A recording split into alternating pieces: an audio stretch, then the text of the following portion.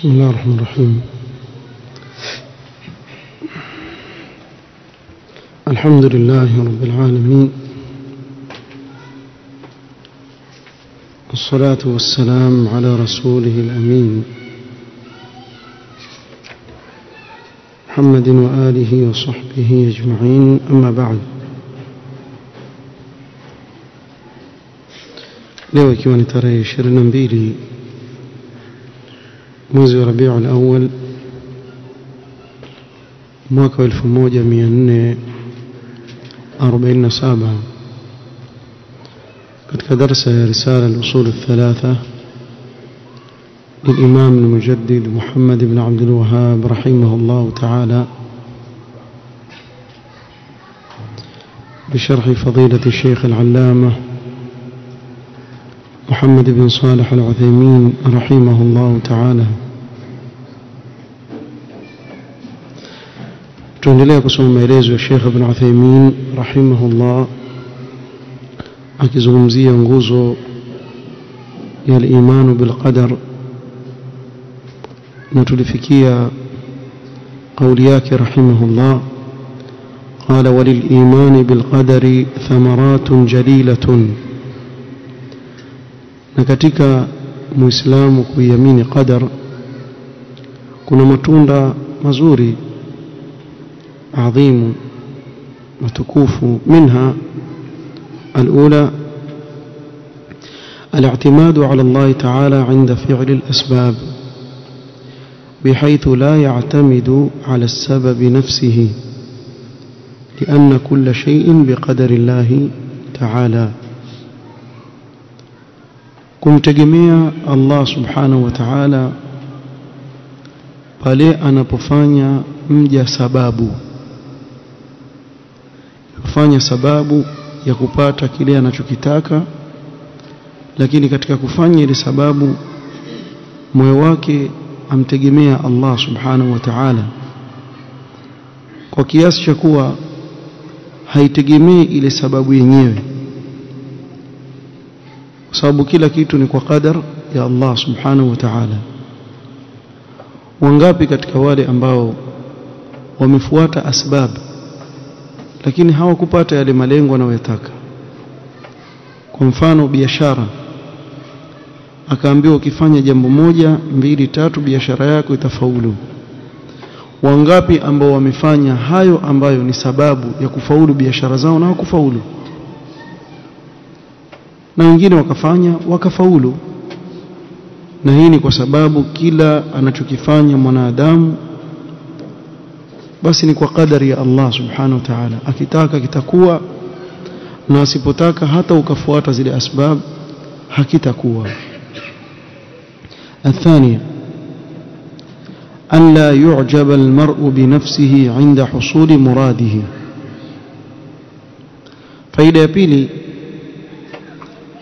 anayeamini qadar hajioni nafsi yake pale anapopata malengo yake, لأن حصوله نعمة من الله تعالى, kwa sababu bila shaka kupata kwake kile alichokipata ni kwa neema ya Allah subhanahu wa ta'ala, si kwa uwerevu wake na kwa kuwa yeye ni mjuzi kuliko wenzake.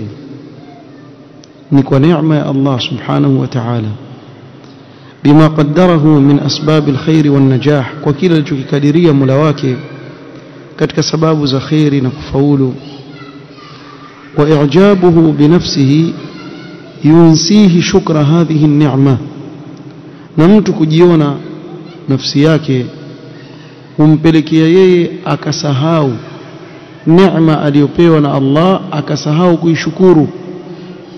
Ni wangapi katika watu ambao wamejiona kuwa wao ndio wafanya, wakasahau qadari ya Allah subhanahu wa ta'ala ya kumfanyia wepesi asbab za kufaulu, wakazisahau ikawa ni sababu ya yeye kutomshukuru Allah subhanahu wa ta'ala.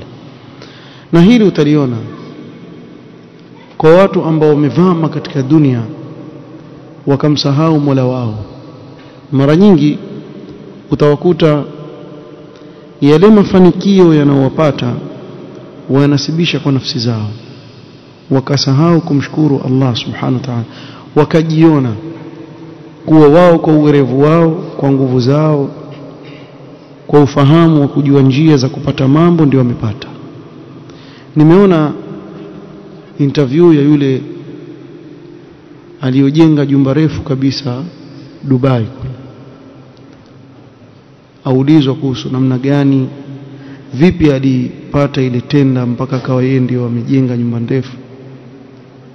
Wallahi yule bwana mimi nimemsikiliza mwanzo mpaka mwisho, hakumtaja Allah hata mara moja.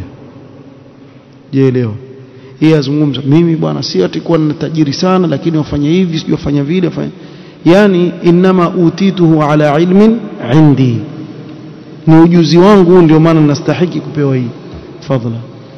Mara moja kusema alhamdulillah, Allah amenipa fadhila hii, alhamdulillah, mara moja kusema. Mara nyingi utawapata watu waliovama katika mambo ya kidunia wasahau kwa ile neema Allah aliyompa yatoka kwake Allah. Wama bikum min ni'matin famin Allah, neema yote mlionayo yatoka kwa Allah subhanahu wa ta'ala. Sio kuwa mimi na wewe ni werevu leo tukawa ni watu wa sunna, la wallah, hadha mahdhu fadl min Allah subhanahu wa ta'ala, ni fadla ya Allah moja kwa moja. Alhamdulillah, tumshukuru sana Allah kuwa ametuokoa kutoka katika watu wengi walio katika upotofu, mwanzo akatujalia kuwa Waislamu, na katika wale Waislamu wengi ambao wamekosea njia sawa akatujalia kuwa katika watu wa sunna. Hii ni neema kubwa ya Allah subhanahu wa ta'ala, yapasa tushukuru, si kwa kuwa mtu ana uwerevu wowote, ni qadar Allah akakufanyia wepesi asbab za hidayah, kisha akakupa na tawfik ya kufuata ile hidayah, na hii ni neema kubwa alhamdulillah. Na ndio maana mara kwa mara mwanafunzi atakikana kila wakati awe na darsa yuwasoma ya tauhid ama yusomesha. Kwa nini? Ya kukumbusha mambo kama haya. Sababu mwanadamu akikaa bila kukumbushwa ajisahau. Haijafikia wakati tutosheka sisi kutokamana na kuisoma tauhid. Kila wakati sisi tunahitaji tauhid, tukumbushane, tukumbushwe ili tusimame katika njia sawa. Lakini mtu ambaye haisomi tauhid asahau mambo kama haya. الثالثة الطمأنينة والراحة النفسية بما يجري عليه من أقدار الله تعالى، فلا يقلق بفوات محبوب أو حصول مكروه، لأن ذلك بقدر الله الذي له ملك السماوات والأرض وهو كائن لا محالة.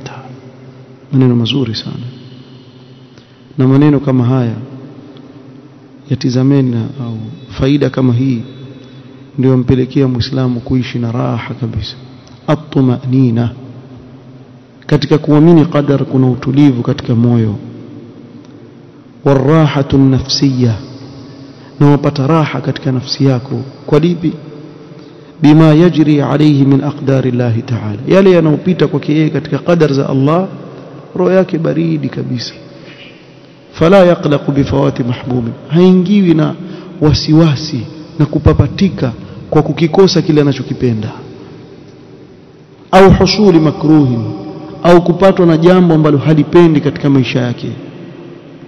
Lianna dhalika biqadari Allahi alladhi lahu mulku as-samawati wal ardh, so vyote hivyo ni kwa makadirio ya Allah subhanahu wa ta'ala, muumba wa mbingu na ardhi, mfalme wa mbingu na ardhi. Wa huwa kainun la mahalata, na jambo alilolikadiria Allah litakuwa, huwezi kulikwepa. Wa'lam anna ma asabaka lam yakun liyukhti'aka wama akhta'aka lam yakun liyusibak, kile kilichokukosa hakikuwa ni chenye kukupata, na kilichokupata hakikuwa ni chenye kukukosa. Hata ungefanya ujanja gani, maadamu Allah amekadiria basi litakuwa. Basi alhamdulillah, tujisalimisha sisi kwa amri ya nani? Ya Allah subhanahu wa ta'ala. Hadhari mwana msemo mzuri, wasema libghahu rabbi hayabu, kile ambacho Allah yakitaka mimi nakikaribisha, nitafanyaje? Ni Allah subhanahu wa ta'ala amekadiria, nitakataa miqadari ya Allah? Siwezi kuikataa maadamu Allah amekadiria. Nimefanya asbab sikupata, basi alhamdulillah, Allah ajua kuna khairi gani ndani yake. Wallahi kuna qadar waweza kuona katika sura yake yachukiza, ni shari, lakini kumbe kuna khairi kubwa sana ndani yake. Hivi tuulizane, Yusuf angebakia alayhi salam kwa babake Yaqub, atendekezwa chini ya babake, ampenda babake, haendi kokote, angekuwa mfalme wa Misri? La, akatolewa chini ya mikono ya babake, akatupwa ndani ya kisima na ndugu zake kwenye mwitu, tena usiku. Wajau abahum ishaan yabkun. Wafikiria mtoto mdogo amewachwa ndani ya kisima wakati wa usiku wenye kiza, wenye kutishia, ndani ya kisima. Kisha apite mtu kutoka atokako, Allah amlete yule mtu kutoka atokako, aje amvute, amtoe, kisha ende akapelekwe akauzwa Misri huko, akanunuliwa na nani? Na waziri. Mfikiria mambo makubwa kiasi gani, Allah amekadiria kiasi gani ili aleleke katika nyumba ya waziri, kisha mtupe jela. Waziri amtupe jela Yusuf alayhi salatu wassalam. Angalia qadar, ukiangalia sura yake ni jambo la shari, lakini kumbe kule ndani ili akutane na mtu atakayekuwa ndio mwenye kumnywesha pombe mfalme, habari zake zifike kwa mfalme, amuulize ndoto, awajibu ndoto zao, itokee kama vile alivyowajibu tafsiri yake. Yule aliyekwenda kule akamsahau Yusuf alayhi salatu wassalam mpaka mfalme aote ndoto. Subhanallah, ile ndoto iwe ina umuhimu mkubwa sana katika kufasiriwa katika masiri ya nchi nzima, bali ya nchi nyingi zilizokuwa karibu na Misri. Kisha tafsiri ile ndoto iwe ni sababu ya mfalme kumvuta, kumleta karibu, amfanye mkubwa pale, amfanye mpaka afike katika mansibi ya kuwa ndiye mfalme wa Misri. Kadia kadari mangapi yamepita mpaka Yusuf kuwa mfalme. Sasa sikwambii babake kule alikuwa yuishi vipi katika miaka yote ambayo mtoto wake amemkosa, na babake ajua kuwa mtoto wangu yuko hai kulingana na ile ndoto aliyomueleza alipokuwa mdogo, inni raaitu 11 kawkaban wash-shamsa wal-qamara raaituhum li sajidin. Kwa ajua kuwa kijana wangu huyu kuna jambo kubwa atalipata atakapokuwa mtu mzima. Kwa yeye haja kinai kuwa mwanawe amekufa, yajua yuko hai, alikuwa ishi vipi. Kisha wende ndugu zake Yusuf mpaka Misri, wakutane na Yusuf, hawamjui, awaambie nileteni ndugu yenu mdogo. Kwa yale yaliyojiri kifupi, msipokuja naye hamna chochote hapa kwa. Warudi kule, baba yao waambie mtaka kunifanyia kama mlivyomfanyia Yusuf. Hal amanukum alayhi kama amintukum ala akhihi min qabl. Wakamchukua wakaenda naye Misri. Kule mwajua yale yaliyotokea, mpaka kuambiwa ameiba, lakini ilikuwa ni njia kumzuia ndugu yake Yusuf. Sasa huyu baba huku nakwambia, aonaje huku watoto wake wawili wamekwenda, hajui pale walipo. Wawili la, kuna na mkubwa, qala kabiruhum, yule mkubwa wao alikuwa kule, lan abraha al-ardha hatta ya'dhana li abi au yahkum Allah li wa huwa khairul hakimin. Akabakia Misri. Watoto wangapi mkosa? 3. baba na subra tukule. Inma ashku bathi wa huzni ila Allah wa a'lamu min Allah ma la ta'lamu. Waonaje mwisho wake? Mwisho wake Allah subhanahu wa ta'ala akawaleta wote chini ya Yusuf alayhi salatu wassalam. Ile ndoto ya mwanzo kabisa ikawa kama vile alivyoota Yusuf alayhi salatu wassalam. Mwisho alisema nini? Yusuf alayhi salatu wassalam hakusahau fadhila za Allah subhanahu wa ta'ala juu yake, akakumbuka fadhila, rabbi qad ataitani min almulki wa 'allamtani min ta'wil alahadith fatir as-samawati wal ardh anta waliyyi fi ad-dunya wal akhirah tawaffani musliman wa alhiqni bis salihin. Akakumbuka kuwa yote haya aliompa nani? Ni Allah subhanahu wa ta'ala. Angalia qadar. Lakini ni wangapi katika sisi tuzingatia haya? Mtu akapatwa na shida kidogo tu aingia katika wale aliowaeleza Allah subhanahu wa ta'ala katika kitabu chake kuwa akiwagusa na rehma, wa idha adhaqna an-nasa minna rahmatan farihu biha, wajiona bwana ampewa neema basi kutapita watu. Akishapata lile gari atatia tinti vizuri kabisa, akipita hata wale rafiki zake wa zamani unamuona huyo apita, huyo asidi kweli kweli, huyo hivi, yeye basi yeye ajiona mwerevu, wenzake wote wajinga. Akiulizwa mfuata wafikiri machezo bwana, mambo yapatikani vivi bwana, sisi bwana tumfanye fadhila ya Allah, la yuwasahau kabisa kitu kidogo tu. Basi kuna wengine hata akapewa neema na Allah subhanahu wa ta'ala akamshinda mwenzake tu kidogo, basi amone yule mwenzake ni mjinga, yeye ndio mwerevu. Yeye mwerevu hakuna kama yeye, anza kudharau wenzake. Farihu biha wa in tusibhum sayi'atun bima qaddamat aydihim idha hum yaqnatun. Akionjwa tuna msiba kidogo tu na mtihani kidogo tu, tena kwa sababu ya kilichochuma mikono yake mwenyewe, kwa sababu ya makosa yake mwenyewe na madhambi yake, ashakata tamaa. Wengi katika watu leo waishi namna hiyo. Waje kusikia mtu tukapata mtihani kidogo ajitupa kutoka gorofani atakufa, na wengine sasa hafi, sasa avundika maguu tu ndio yuwazidi kuteseka. Kuna mmoja si kitambo, mafikiri mwaka jana, alijitupa sio nyumba gani, aruka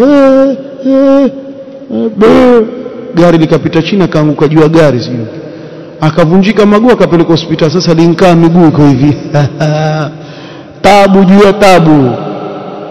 Unjitupia nini? Kwa lipi? Unkosa lipi kwa Mola wako mwingi wa rehma? Si urudi kwake, shida zako atakuondolea. Amekuonja Mola wako, basi ushakata tamaa kabisa, kuonja kidogo tu. Huwezi kuishi katika huu ulimwengu wewe na raha tu, maisha yako yote raha. La, hii si janna bwana. Kule ambapo hakuna mitihani ni katika pepo peke yake bwana. Ama hapa duniani, ndugu yangu, usitarajie utaishi na starehe hapa. Na waulize, wallahi hakuna binadamu hata awe ni tajiri mkubwa dunia nzima, ana shida, akikwambia shida zake wewe utakimbia. Msione ati yule basi yule kwa sababu amfunguliwa katika dunia, yule hana shida. Kila mtu ana shida. Tena akifunguliwa katika dunia akiwa kafiri ndio ana shida kubwa huyo. Fa inna lahu ma'ishatan dhanka. Kwa nini? Waman a'rada an dhikri, anayepuuza wito wa Allah na kumkumbuka Allah subhanahu wa ta'ala, fa inna lahu ma'ishatan dhanka, huyo ataishi maisha ya dhiki. Yatosheleza ule upweke anaohisi mja kwa kuwa mbali na Mola wake katika moyo wake, kuwa ni dhiki. Mtu kuwa mbali na Allah, hakuna dhiki kama hiyo. Dhiki, hana raha. Anayekwambia aishi katika hii dunia hana mtihani, hakuna huyo. Sema sasa, ona wale ambao wako karibu na Allah, waamini qadar, wamtaja kwa wingi Allah, hawa waingia katika aya alladhina amanu wa tatma'innu qulubuhum bi dhikrillah, ala bi dhikrillah tatma'innu alqulub.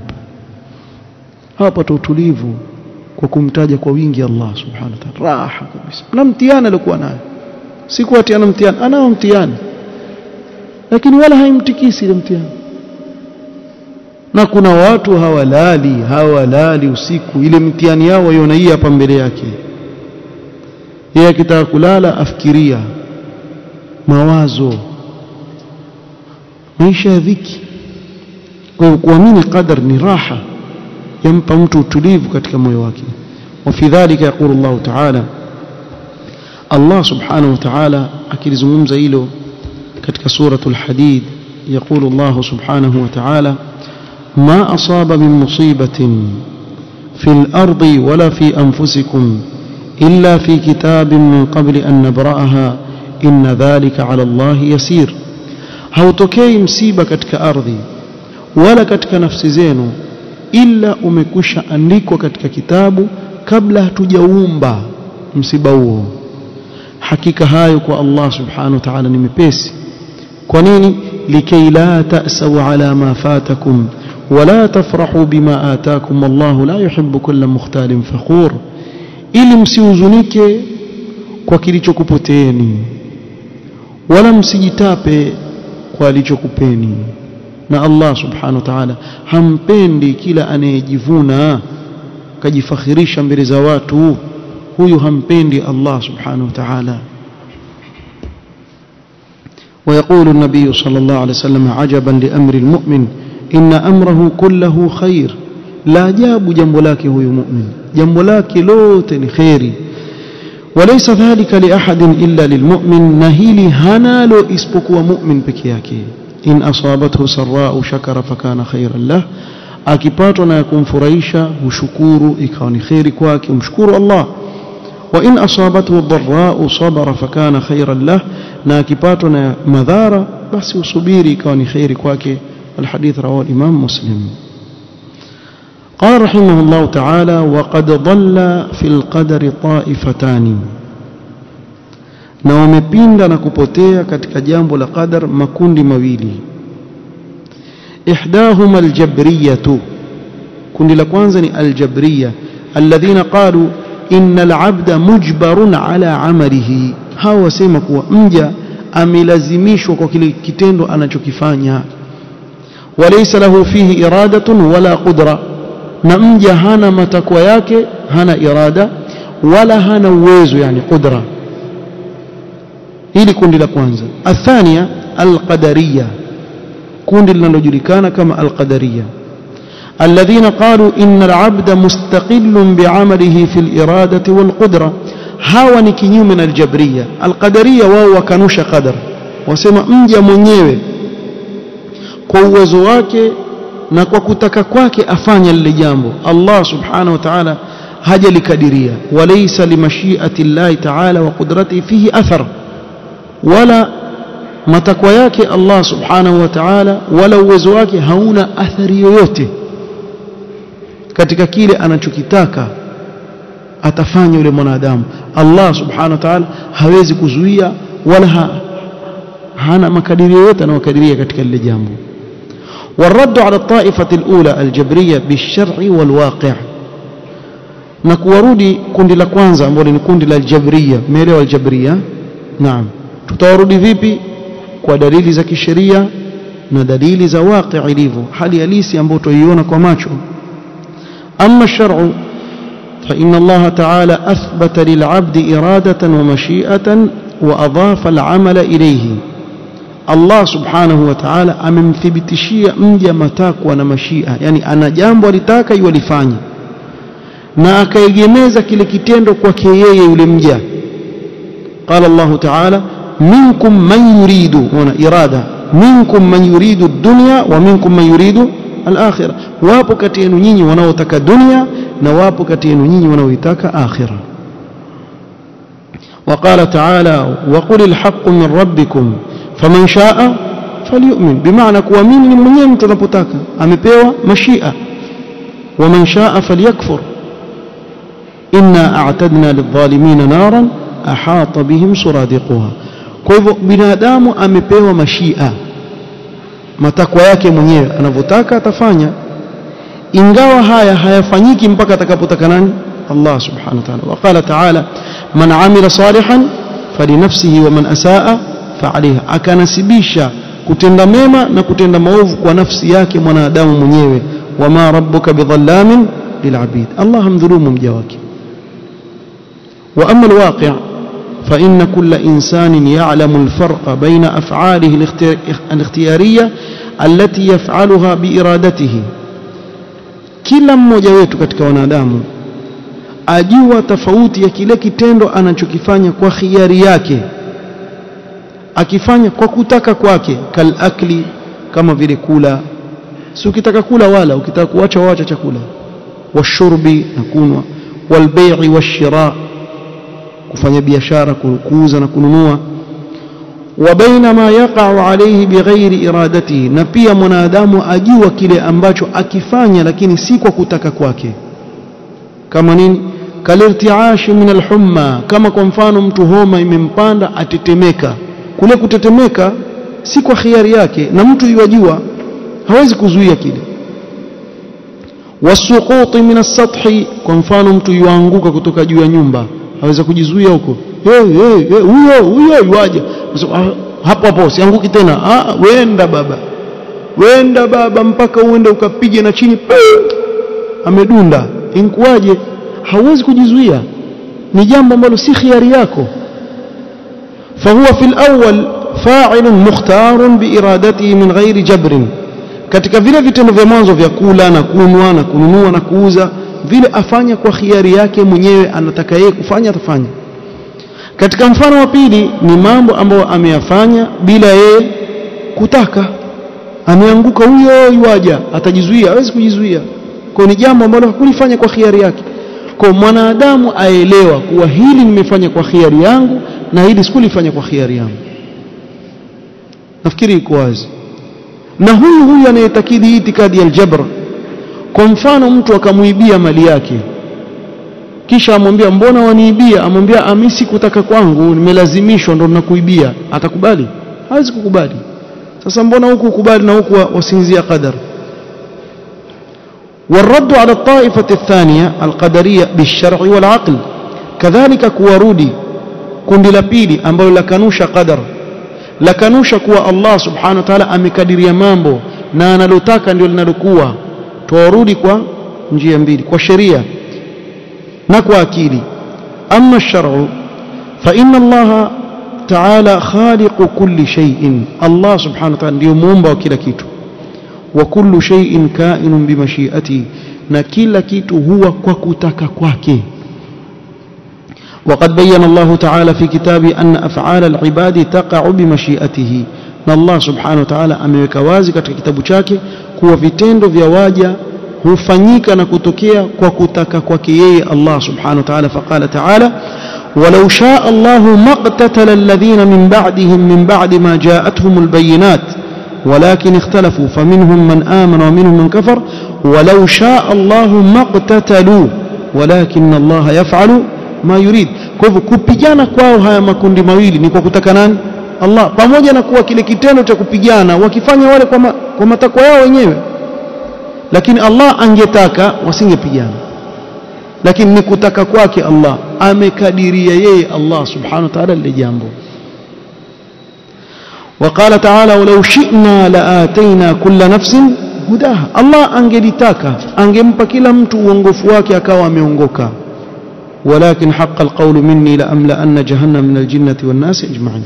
Kwa katika hizi aya mbili na ziko nyingi, Allah subhanahu wa ta'ala athibitisha kuwa hakuna linalotokea isipokuwa kwa kutaka kwake. Wama tashauna illa an yasha Allah, kwa hamtataka jambo isipokuwa atakapotaka yeye Allah subhanahu wa ta'ala ndio litakapokuwa. Wa amma al-aqlu فإن الكون كله مملوك لله تعالى، ulimwengu wote wamilikiwa na Allah subhanahu wa ta'ala, yeye ndiye anayemiliki. والإنسان من هذا الكون، na mwanadamu ni katika huu ulimwengu. فهو مملوك لله تعالى، kwa hivyo yeye ni mamluki, amilikiwa na Allah subhanahu wa ta'ala. ولا يمكن للمملوك أن يتصرف في ملك المالك إلا بإذنه ومشيئته، na haiwezekani kwa mamluki awe atatasarraf na kufanya katika ufalme wa yule mfalme mwenyewe isipokuwa kwa idhini yake na kutaka kwake Allah subhanahu wa ta'ala. Hakuna kinachotokea katika huu ulimwengu kinyume na anavyotaka Allah subhanahu wa ta'ala, na hii ni kwa sababu lau kama kungelikuwa kutokea mambo kinyume na anavyotaka Allah, utakuwa ule ufalme bado haujakamilika, ule ufalme utakuwa na upungufu. Lakini kwa kuwa hakuna kinachotokea isipokuwa kutaka kwa Allah subhanahu wa ta'ala, hii ni kwa ukamilifu wa ufalme wake Allah subhanahu wa ta'ala. Na hapa ndio mwisho wa kuzungumzia yale yanayofungamana na arkanul iman, nguzo za imani sita. Amezungumzia Sheikh Ibn Uthaymeen kwa maneno mazuri sana, jazahu Allahu anna khairal jazaa. Almartabatu athalitha alihsan, martaba ya tatu ambayo ni ihsan, tutakuja kuyazungumzia insha Allah taala tutakapokutana tena. Naktafi bihadha alqadr, wallahu taala a'lam. Subhanakallahumma wa bihamdik ashhadu an la ilaha illa anta astaghfiruka wa atubu ilaik. barakallahu fikum.